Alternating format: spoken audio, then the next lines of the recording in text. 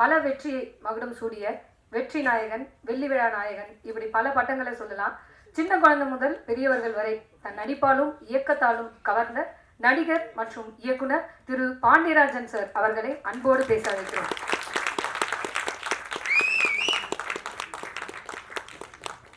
எல்லோருக்கும் வணக்கம். எனக்கு கடைசியில் பேச விடுறத பார்த்தா இது என்ன ரொம்ப பெரிய மனுஷன் நினைக்கிறாங்கன்னு நினைக்கிறேன். வந்ததுலேயே முதல் நான் தான் ஒளிஞ்சு நான் அந்த பக்கம் உட்காந்துருந்தேன். இப்போ கடைசியாக என்னை விட்டுருக்காங்க. இதுக்கு தான் முதல்லே வரக்கூடாது. முதல்ல வந்தது கடைசியாக நான் இருக்கிறது எல்லாமே ஜேஎஸ்கே மேலே நான் வச்சுருக்க அன்பு, பாசம், நட்பு தான். அவர் படம் நான் நடிச்சிருக்கேன். அவர் நான் ஏதாவது வியாபாரமாக சம்மந்தப்பட்டிருக்குமா? எதுவும் இல்லை. என் குடும்ப நண்பர் ஜேஎஸ்கே அவர்கள் 25 வருஷமாக எனக்கு படம் நினைக்கிறேன். எங்கள் வீட்டு விசேஷம் பண்ணாலும் அவர் வருவார். அவங்க வீட்டு விசேஷத்துக்கு நம்ம போவோம். அந்த மாதிரி அவர் நட்பு. ஆனால் அழுத்தமான நட்பு. இப்போ நான் ஒரு ஃபங்க்ஷனுக்கு கூப்பிட்றாரு, போக முடியலன்னா, சார் இதான் காரணம் நான் சொல்கிறதுக்கு மாட்டேன், நீங்கள் என்ன பண்ணுவீங்க, அந்த மாதிரி நடந்திருக்கோம், அதுக்கு போயிருப்பீங்க, பரவாயில்ல விடுங்க, அவரே ஃபைனல் க்ளோஸ் பண்ணுவார். நிஜம் எது, யதார்த்தம் எதுன்னு புரிஞ்ச ஒரு அற்புதமான மனுஷன்.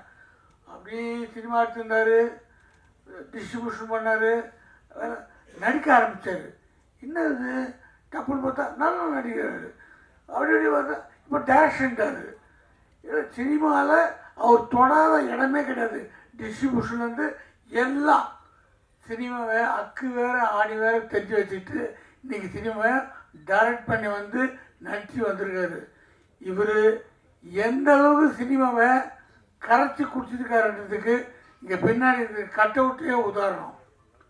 ஏன்னா அவர் தான் ப்ரொடியூசரு, அவர் தான் டைரக்டரு, அவர் தான் கம்பெனி. அவர் போட்டோவை எவ்வளோ பெற்று வச்சுருக்கலாம், போட்டோவே காணும். இதுலேருந்து தெரிய அனுபவம். நம்ம போட்டோவை இப்போவே பெருசாக வச்சா மற்றவங்களுக்கு சார் போட்டோ இப்போயே பெருசாக வைக்கிறாரு, அப்புறம் பெருசு பண்ணிட்டு நம்மளை தூக்கிடுவார். இதெல்லாம் வரும். உள்ள மனசு சைட்டாக போடும். நம்ம இப்போ தான் பெருசு வச்சோம், அடுத்து கட் அவுட் வச்சுருவோம், இப்படின்னு நம்ம மேலே ஆசை வரணும்னு அதுவே கிடையாது. ஜேஎஸ்கே எங்கே இருக்கான்னு தேடுறாங்களெல்லாம் கணு தேவை ஸ்டைலில் முதல்ல விளம்பர பிரியர் இல்லைன்றத தெரியப்படுத்தல. அதுவே ஒரு ஆரோக்கியமான விஷயம். அவர் எனக்கு நிறைய அட்வைஸ் பண்ணியிருக்காரு, நிறைய விஷயம் கேட்டுவார். இது எப்படி அது எப்படின்லாம். எல்லாத்துக்கு மேலே ஒரு சிறந்த குடும்பஸ்தான். எனக்கு அவர்கிட்ட பிடிச்சதே தான். அவர் நம்மளாம் மொபைல் ஃபோனில் அந்த பாட்டு இந்த பாட்டு நமக்கு பிடிச்ச பாட்டு எதாவது வச்சுப்போம். அவர் ஃபோன் ஆன் பண்ணால் அவர் பொண்ணு சின்ன வயசில் பாடின ஒரு அற்புதமான ஒரு ராகம் அதான் வச்சுருப்பார். எப்போ பார்த்தாலும் தான் பொண்ணு பாடின அந்த குரலை கேட்கணுன்னு ஆசைப்படுற ஒரு அற்புதமான தகப்பன். அதான் இந்த படம் முதல்ல எனக்கு காமிச்சார், பார்த்தேன். ஆளாளுக்கு ஒரு கருத்து. உங்கள் கருத்துன்னா நான் வீட்டுக்கு போய் சொல்கிறேன் போனேன். ஆனால் யோசிச்சப்படி தான் தெரியுது எவ்வளோ உஷாரான ஆளுது. டைரக்ட் பண்ணும்போது இந்த படத்தை எவ்வளோ நேக்காக பண்ணணுமோ அவ்வளோ நேக்காக பண்ணியிருக்காரு. இப்போ கேட்டேன், சார் கதையை நீங்கள் எல்லார்ட்டையும் சொன்னீங்களா, கூட ஆக்ட் பண்ண எல்லா ஆர்டிஸ்ட்டும் அவங்க என்ன சொல்லியிருப்பாங்க, நான் இப்படி நடிக்க மாட்டேன் அப்படி நடிக்க மாட்டேன். எல்லார்ட்டையும் நான் சொன்னேன், உங்கள் சீன் உங்கள் கேரக்டர்னா மொத்தம் இதான். அதுதான் ஒரு நல்ல தெளிவான டைரக்டருடைய குணம். உங்களை வச்சு நான் இதான் எடுக்க போகிறேன்னு தெளிவாக சொல்லிடணும். அங்கே போய் ஸ்பாட்டில் போயிட்டு நீங்கள் முந்தானே எடுத்துருக்கேன்னு சீக்கிரம் டக்கு இப்படி பண்ணுங்க அப்படி பண்ணால் ஐயோ நான் நடிக்க மாட்டேங்க திடீர்னு சொன்னார்ல, அங்கே போய் டார்ச்சர் பண்ணுறது. இதெல்லாம் நம்ம சினிமாவில் பார்க்குறோம். கரெக்டான டைரக்டருங்க, நல்ல அனுபவமான டைரக்டருங்க முதல்ல சொல்லுவாங்க, இது கதையில் தேவைப்படுதுமா, உங்களுக்கு ஐடியா இருக்கா, விருப்பம் இருக்கா, இல்லைன்னா நான் கதையை மாற்றிடுறேன், ஒரு சீனை மாற்றிடுறேன்ட்டு. அதனால் தெளிவாக சொல்லியிருக்காரு. என்ன சொல்கிறேன்னா, எனக்கு எங்கள் அண்ணான்னு ஒரு படம், விஜயகாந்த் சார் ப்ரொடியூசரு, அவர் ஆக்ட் பண்ண படம். அதுக்கு முன்னாடி கதை வேறு ஒன்று சொன்னாங்க, அப்போ வேறு ப்ரொடக்ஷனு, அப்போது ஒரு சம்பளம் பேசினாங்க. அதுக்கப்புறம் விஜயகாந்த் சார் பேசுனாரு. பேசும்போது சம்பளம் நீங்கள் சொல்லுங்கள் சார், ஒரு சம்பளம் சொல்லிட்டார். ஓகே சார், ஓகே டக்குன்னு ஓகேன்றீங்க. சார் நீங்கள் ஃபோனில் பேசுகிறீங்க இதான் தமிழ்ன்றீங்க, உங்ககிட்ட போய் பேசுகிறதா அது தப்பு தான், சந்தோஷம் சொல்கிறேன், இந்த சம்பளம் ஓகேட்டேன். அவர் ஹாப்பின்ட்டு வேலை பண்ணுறார். ஒரு 10 நிமிஷம் முன்னாடி ஃபோன், ஐயோ வேறு ஏதோ குழப்பிட்டாங்க பொழுது, ஏதோ கை வைக்க போகிறாங்க. அது பார்த்தா மறுபடியும் சாரே பேசுகிறார். சார் சொல்ல மாட்டேன், அந்த படத்தில் ரீமேக் அது மலையாளத்துலேருந்து இருக்கிறாங்க, உங்களுக்கு பேண்ட்டை கழட்டுற மாதிரி ஒரு சீன் வருது, அது உங்களுக்கு சொன்னாங்களா, உங்களுக்கு ஒன்றும் ஆட்சேபம் இல்லையா? சார் 5000 கழட்டினாலும் பரவாயில்ல, ஜனங்க சிரிக்கணும், அதான் முக்கியம், நமக்கு இதெல்லாம் கிடையாது சார். இல்லை சொன்னாங்களாம் கேட்டேன், அதுக்கு தான் ஓகே தானே, ஒன்றும் பிரச்சனை இல்லை. எதுக்கு சொல்கிறேன்னா, ஒரு கை தேர்ந்த சினிமா கலைஞர் அதான் கேட்பாங்க. ஒரு விவரமானவங்க அங்கே போய் துன்புறுத்தாமல் கேட்பாங்க. அதனால் இவர் எல்லார்ட்டையும் சொல்லி தான் எடுத்திருக்காரு. இந்த படத்தை பார்த்தோன்னே எனக்கு என் படம் ஒன்று ஞாபகம் வருது. நான் ஷார்ட் ஃபிலிம் எடுத்திருக்கேன், மகன் ஒரு படம் எடுத்தேன். அதுக்கு பிறகு இப்போ ஹெல்ப்னு ஒரு படம் எடுத்தேன். சாரம் அந்த படம் பார்த்தார், ஜெயஸ்ரீ சாரம். அந்த படத்தில் கதை எழுதிட்டு இந்த கதை எடுக்கணுமா நம்ம, அந்த கதை என்னென்னா அதை நான் என் ஃப்ரெண்ட்ஸுக்கிட்ட சொல்ல முடியாது, என் அசிஸ்டன்ட்கிட்ட சொல்ல முடியாது, என் பொண்டாட்டிக்கிட்டேயும் சொல்ல முடியாது, என் பசங்கிட்ட சொல்ல முடியாது. அப்புறம் ஆனால் நல்ல கதை சொல்ல இந்த மனுஷனை புத்தி இப்படி போச்சு, ஐயா இவ்வளோ மட்டமான ஆளாகுது, இப்படி தான் நினச்சிட்டாங்கன்னா என்ன ஆகுது பயம். ஆனால் நல்ல கதை யோசித்தேன், 1 மாதம் யோசிக்கிறேன், கதை எழுதிட்டேன், எடுக்கலாமா வேணாமா எடுக்கலாமா வேணாம்னு. அப்புறம் ஒரு நாள் யோசித்தேன், நமக்கும் இந்த சினிமா இவ்வளோ நாளாக சோறு போடுது, இவ்வளோ யோசித்த பிறகும் இந்த தாட்டை சொல்லலாம் எப்படி. ஆனால் படம் எடுத்துட்டா எல்லோரும் ஒத்துக்கோங்க, கதை நல்லாயிருக்கும், ஆனால் எடுக்கிற வரைக்கும் உயிர் போகுது.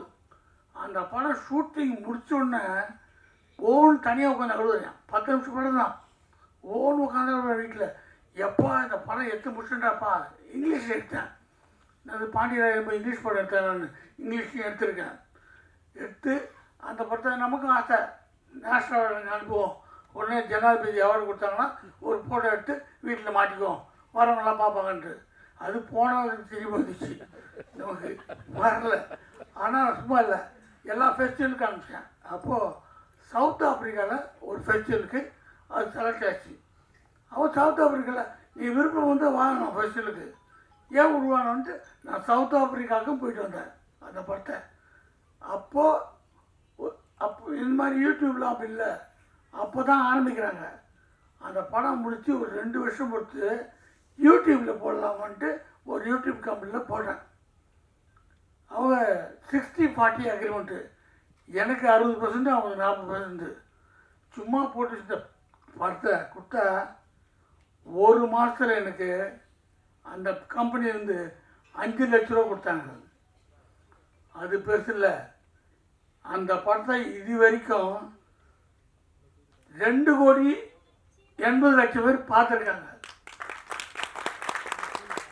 ஆனால் இந்த படத்தில் இருக்க மாதிரியே அந்த கதையை சொல்லும் போது எனக்கு அவ்வளோ டென்ஷன் இருக்குது. எடுத்த உடனே பார்த்தா என்ன தாட்டியா எப்படி வந்துச்சு, படம் பார்த்தோம்னா அழுகுறாங்க திருப்பி.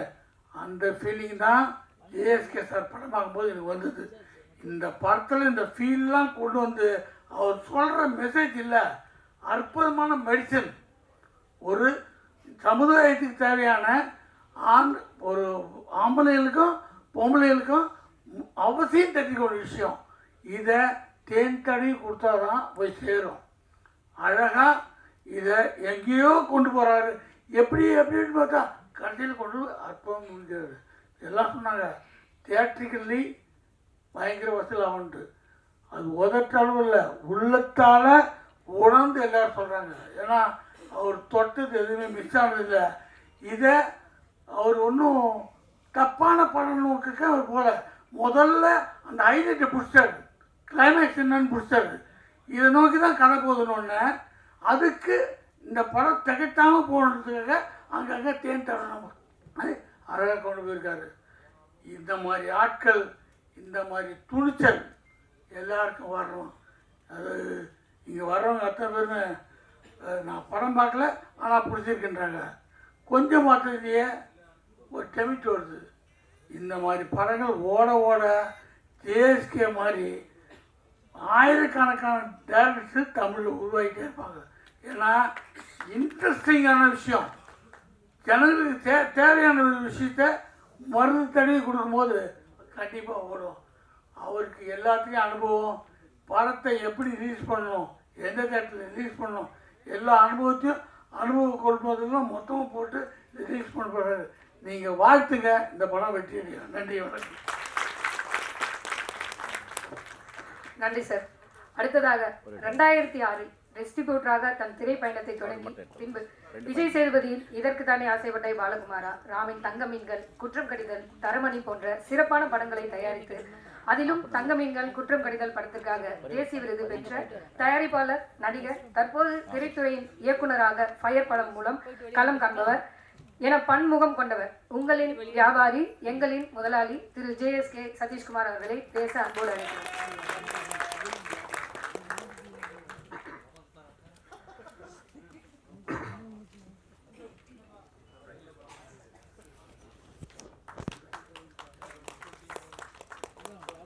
வெற்றி விழாவுக்கான ஒரு சாங்.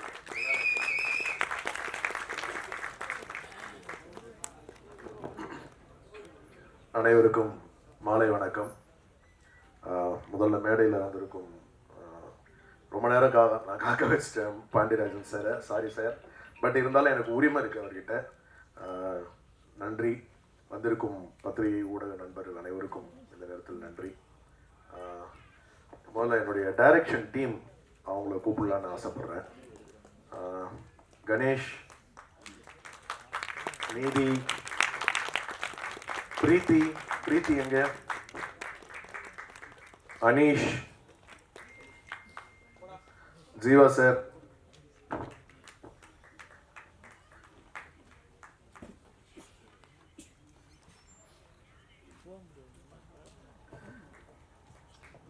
இன்னும் ஆனந்த்னு ஒருத்தர், அவர் ஊரில் இல்லை தற்சமயம். இவங்க இல்லைன்னா இந்த படம் சாத்தியம் இல்லை. அந்த அளவுக்கு எனக்கு என் குடும்பத்தில் ஒரு ஆளாக இந்த படமே எனக்கு ரொம்ப ஸ்பெஷல். நடித்த நடிகர்கள், தொழில்நுட்ப கலைஞர்கள், என்னுடைய production team Vasanth, Ravi, art director, அதுக்கப்புறம் ஃபோட்டோ ஃபிளிட் அஜித், இப்படி சொல்லிகிட்டே போகலாம். இந்த மொத்த டீம், கேமரா யூனிட் எனக்கு பெருசாக சப்போர்ட் பண்ண ஸ்ரீ, எல்லாருக்கும் இந்த நேரத்தில் நன்றி. பொதுவாக நிகழ்ச்சிகளில் அசிஸ்டன்ட் டைரக்டர்ஸ்க்கெல்லாம் ஒரு பெரிய வாய்ப்பே இருக்காது. ஒரு வார்த்தையாவது அவங்க இந்த இடத்துல பேசணும்னு எனக்கு ஆசை. எல்லாம் ஆளுக்கு ஒரு வார்த்தையாவது 2 வார்த்தையாவது பேசிட்டு முடிச்சிருங்க, அதுக்கப்புறம் நான் பேசிடுறேன். வாங்க.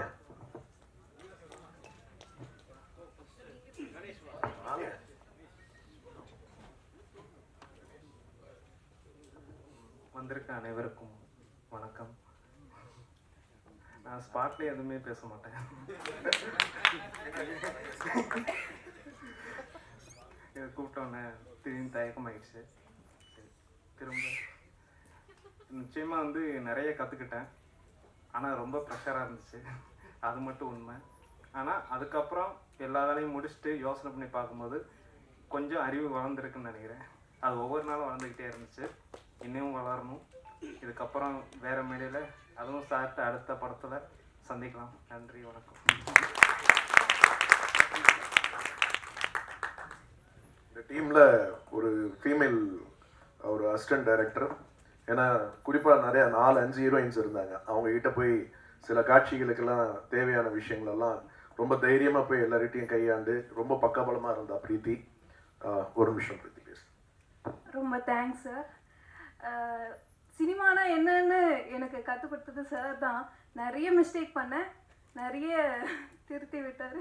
இதுக்கு மேலே என்ன சொல்கிறதுன்னு தெரில. ரொம்ப நன்றி.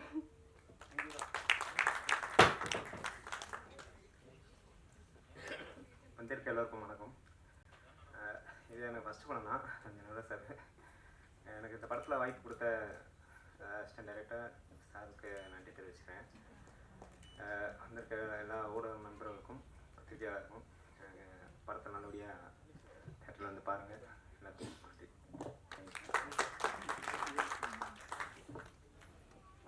ஒரு டாக்டருங்க, ஆனால் படத்தில் ஒர்க் பண்ணி ஆகணும், சினிமா தான் பேஷன் சொல்லிட்டு அசிஸ்டன்ட் டைரக்டராக ஒர்க் பண்ணி இந்த படத்தில் வந்து ஒரு சாங்கில் கூட நடிச்சிருப்பான். வந்திருக்க அனைவருக்கும் நன்றி. ஆக்சுவலி இதான் என்னோட மொதல் படம், அசிஸ்டன்ட் டைரக்டராகவும் ஆர்டிஸ்டாகவும். இங்கே பார்த்தீங்கன்னா இந்த விழாவுக்கு வந்திருக்க என்னோட ஃப்ரெண்ட்ஸு அதில் பாதி பேர் வந்து இதுதான் மொதல் படம் அவங்களுக்கு. ஸோ இந்த வாய்ப்பு கொடுத்த எங்கள் மேன் ஆஃப் த ஆர்மி எங்கள் ஜேஎஸ்கே சாருக்கு ரொம்ப நன்றி தெரிவிச்சுக்கிறேன். நன்றி. நன்றி அனைவருக்கும்.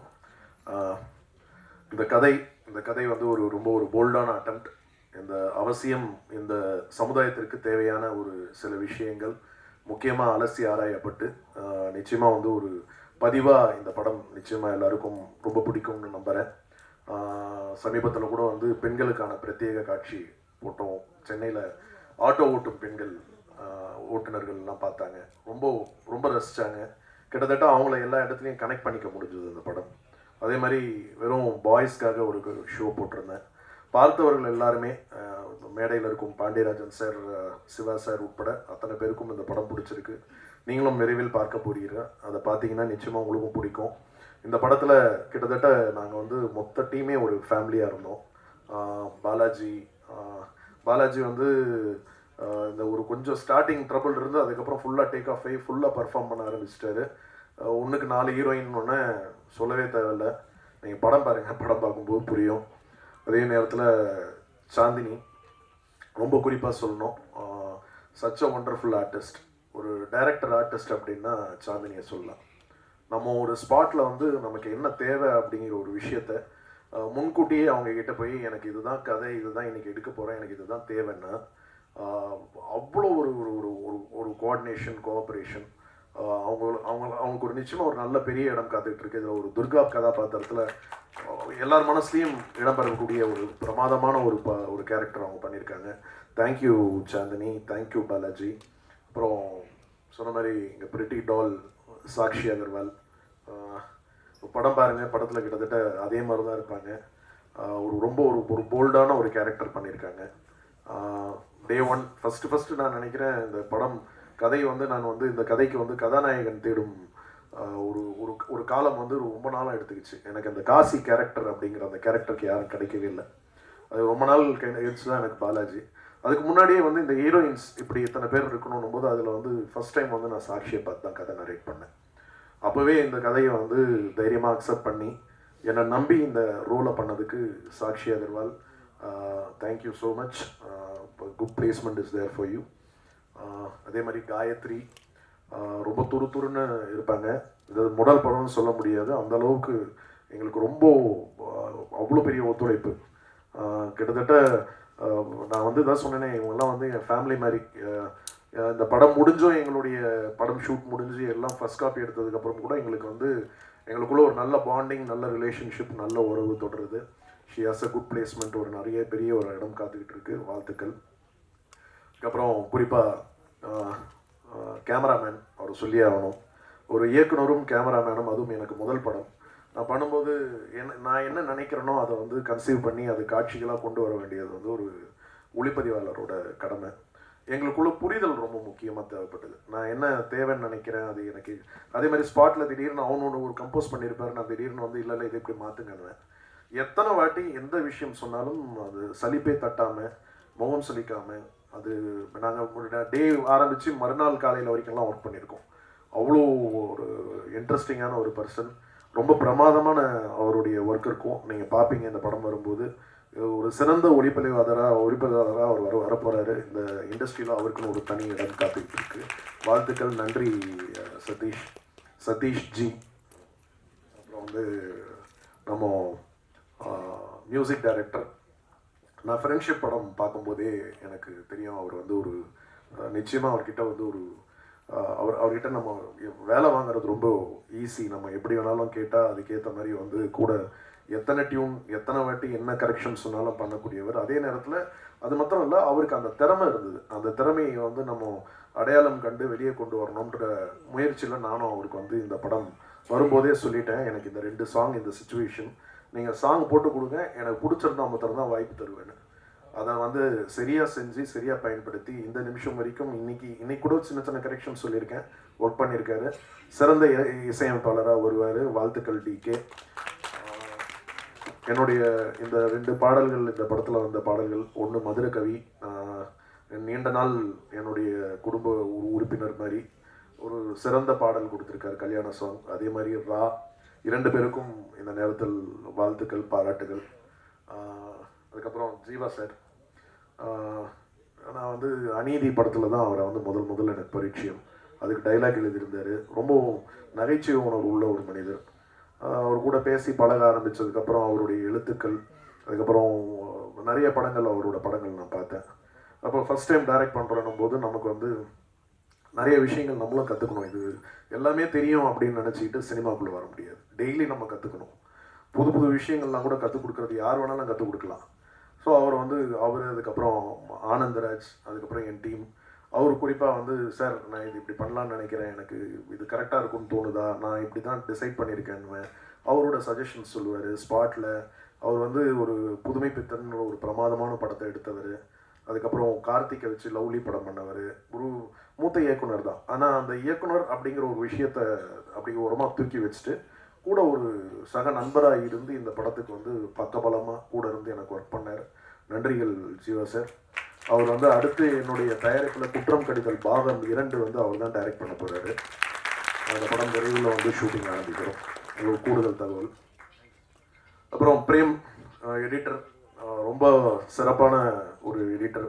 குற்றம் கடிதல்லையே எனக்கு வந்து அவரோட பணி ரொம்ப ஒரு ஆச்சரியமூட்டியக்கூடிய அளவுக்கு வியப்பாக சிறப்பாக பண்ணியிருந்தார். நீங்கள் பார்த்த வெர்ஷன் வந்து நானும் பிரேமும் உட்காந்து சேஞ்ச் பண்ணது. குற்றம் கடிதலுக்கு முதல்ல வேறு ஒரு வெர்ஷன் இருந்தது. அதுக்கப்புறம் நாங்கள் டோட்டலாக ஆர்டரே மாற்றணும். அப்போவே நாங்கள் கணிச்சோம் இந்த ஆர்டரில் இந்த படம் பண்ணால் டெஃபினட்டாக பேசப்படும்னு. அந்த அளவுக்கு வந்து அவர் எடிட்டிங்கில் வந்து பிரமாதமாக ஒர்க் பண்ணக்கூடிய ஒரு மனிதர். இந்த படத்துக்கு வந்து நிறைய நாள் அவர் எடுத்துக்கிட்டோம். கிட்டத்தட்ட நாங்கள் எடிட்டிங்கே எங்களுக்கு தெரிஞ்ச ஒரு 3-4 மாதம் ஆகிருக்குமா பிரேம்? 5 மாதம் ஆகிடுச்சு. 5 மாதம் 2-3 ஆர்டர் பண்ணியெல்லாம் பார்த்து தான் ஃபைனல் பண்ணோம். ரொம்ப பிரமாதமாக வந்திருக்கு. தேங்க்யூ பிரேம். அப்புறம் மானஸ் கோரியோகிராஃபர், ரொம்ப நல்லா பண்ணியிருக்காரு. அவருக்கு ஒரு நல்ல ஒரு எதிர்காலம் இருக்குது. சிறந்த நடிகரும் கூட, அவருக்கும் நிறைய வாய்ப்புகள் வரணும். அனு கூட ஒரு எஸ்ஐ கேரக்டர் ரொம்ப பிரமாதமாக யதார்த்தமாக பார்த்தவங்க. சிவசார்லேருந்து எல்லாருமே பாண்டியராஜன் சார் கூட கேட்டார், அந்த எஸ்ஐ கேரக்டர் பண்ணவங்க வந்து ரொம்ப பிரமாதமாக பண்ணியிருக்காங்க அப்படின்ட்டு. அந்த அளவுக்கு வந்து அவங்க வந்து எல்லார் மனதிலும் வந்து பதியக்கூடிய ஒரு கேரக்டராக இருக்கும். படம் பாருங்கள், நிச்சயமாக எல்லாருக்கும் பிடிக்கும். இந்த நேரத்தில் வந்து மனோஜ், இந்த படத்தில் வந்து நடித்த மனோஜ் அவர்களுக்கு இந்த நேரத்தில் வாழ்த்துக்களை தெரிவித்துக் கொள்கிறேன்.